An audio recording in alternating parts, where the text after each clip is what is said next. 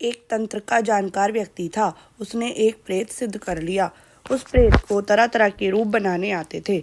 उसने प्रेत को सिखा दिया कि जब मैं तुम्हें बुलाऊंगा तुम कृष्ण का रूप धर के सामने आ जाना।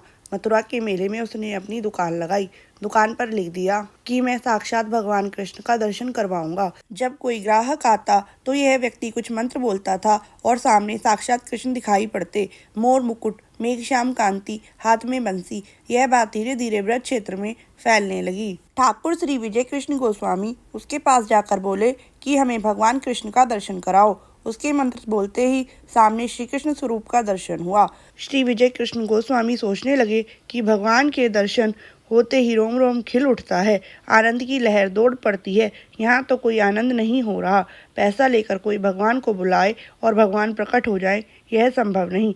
ये तो भगवान नहीं कोई और है। उन्होंने अपने गुरुदेव का स्मरण किया और महामंत्र का उच्चारण तीव्र गति से करने लगे। हरे कृष्ण कृष्ण कृष्ण हरे हरे, हरे राम राम राम हरे हरे।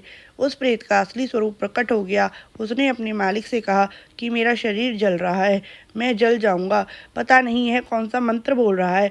इस मंत्र से मेरी शक्ति क्षीण हो रही है। इसका मंत्र जाप बंद करवाओ और इसको मेरे सामने से हटाओ। श्री विजय कृष्ण गोस्वामी ने उससे कहा कि शपथ पूर्वक कहो कि हम पुनः किसी को ठगेंगे नहीं और ब्रज की सीमा से बाहर चले जाओ। उस प्रेत ने कहा कि वह पुनः ब्रज में कभी नहीं आएगा और किसी को भी ठगने में किसी तांत्रिक की सहायता भी नहीं करेगा।